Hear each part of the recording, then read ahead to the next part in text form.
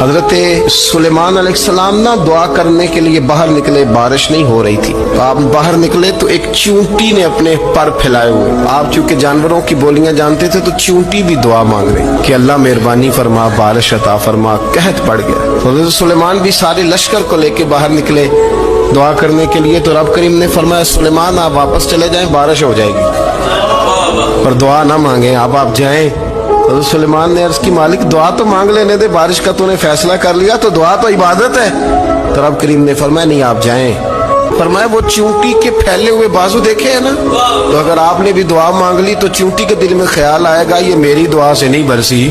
یہ تو سلیمان علیہ السلام پیغمبر کی دعا سے برسی ہے، تو آج میرا ارادہ ہے، قدرت ہے کہ بارش ملے گی، پر چونٹی کے کہنے کی برکت سے ملے گی۔